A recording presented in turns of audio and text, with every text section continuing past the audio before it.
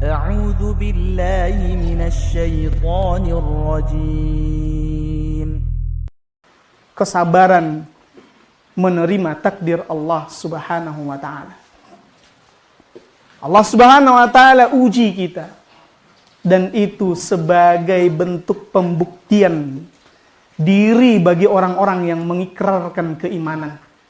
Karena Allah Subhanahu wa taala sebutkan, ahasiban nasu ayyutraku ayyakulu amanna wa hum la yuftanun. Apakah manusia mengira mereka akan dibiarkan beriman tanpa diuji? Maka ini bukti, sebagai pembuktian bagi orang-orang yang mengikrarkan, mengucapkan keimanan dengan lisannya. Benarkah kau beriman kepada Allah? Maka Allah uji.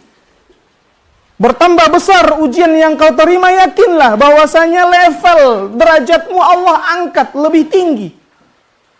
Oleh karena itu para ulama menyimpulkan di antara kiat agar kita terbantu, mampu lebih mudah untuk bersabar, ridha terhadap ketetapan ketentuan Allah Subhanahu wa taala. Kita yakin bahwasanya yang pertama ini adalah pilihan Allah. Apapun yang kita alami, apapun yang kita rasakan, maka ini adalah pilihan Allah. Dan pilihan Allah pasti yang terbaik untuk kita. Allah yang menciptakan kita, Allah yang mengatur kita, yang menguasai kita. Allah yang lebih tahu tentang kita bahkan dari ibu kita.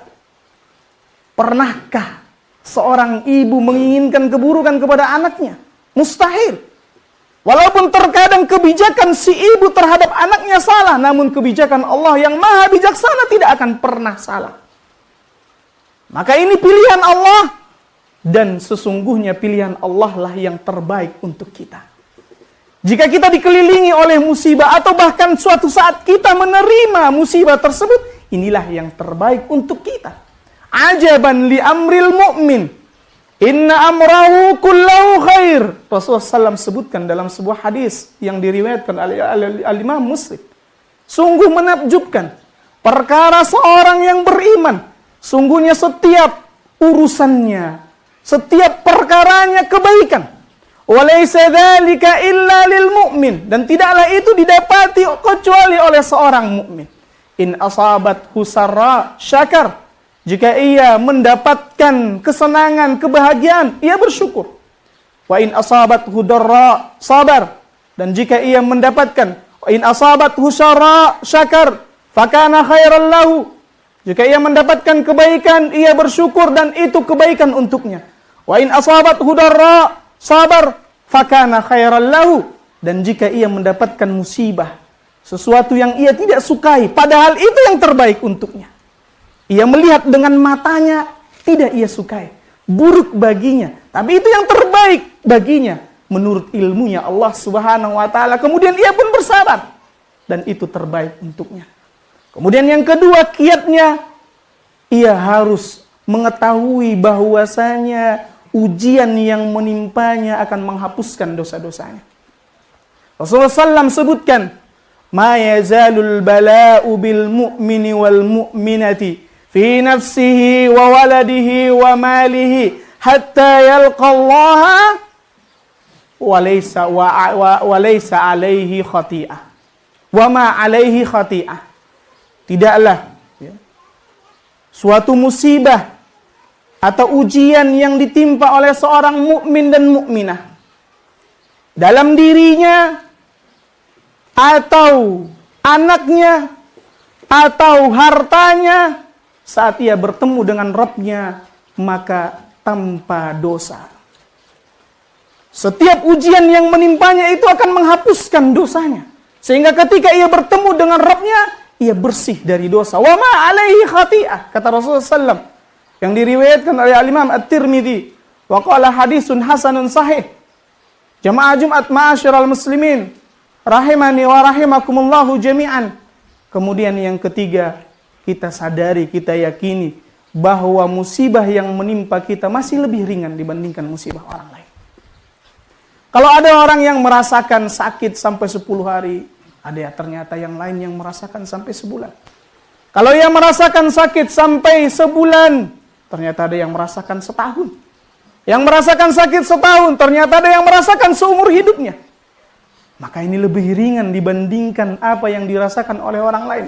Sehingga ketika ia sadar dengan demikian, akan membantunya untuk bersabar menghadapi ujian terhadap ketetapan dan ketentuan Allah Subhanahu wa Ta'ala. Kemudian kiat keempat yang insya Allah akan membantu kita untuk mampu bersabar, mampu ridha terhadap ketetapan dan ketentuan Allah Subhanahu wa Ta'ala. Kita harus lihat dari hakikat musibah tersebut, di mana musibah ini membuat kita beristighfar. Dengan datangnya musibah ini membuat kita introspeksi diri, muhasabah, membuat kita lebih dekat kepada Allah Subhanahu wa Ta'ala, sehingga terbuka pintu-pintu kebaikan yang lainnya. Dari mana pintu istighfar datang? Dari mana pintu muhasabah datang? Dari mana pintu kita mulai bertaubat datang? Kalau bukan dari musibah. Dari kesalahan-kesalahan yang efeknya menimbulkan musibah bagi kita sendiri. Maka kalau kita lihat dari situ terbuka pintu-pintu kebaikan yang lain. Karena sehingga berkumpul tidak hanya membaca Al-Quran saja kebaikannya, tidak hanya dengan bersyukur saja kebaikannya, namun dia juga ada pintu kebaikan dalam bersabar, pintu kebaikan beristighfar. Makanya kenapa para ulama sebutkan bahwasanya faedah atau diantara hikmah tertinggi adanya musibah, terbuka pintu-pintu kebaikan yang lainnya. Dan yang kelima, tentunya sebagaimana yang sudah kita ketahui bersama, ketika seseorang benar-benar tahu bahwasanya yang Allah siapkan baginya pahala tak terhingga, maka ini sebagai modal besar baginya untuk terus bersabar. As-sabru kas-sabri murrun fi mazaqatihi walakinna awaqibahu ahla minal asali. Sebagaimana kata ahli bijaksana, ahlul hikmah mengatakan bahwasanya sabar itu seperti buah sabar yang awal-awalnya pahit. Awal-awalnya pahit untuk dirasakan, murrun fi mazaqatihi. Akan tetapi hasilnya, akhirnya dia terasa mulai manis. Sebagian mengibaratkan seperti kopi, pahit, tapi akhir-akhir terasa ada manis-manisnya.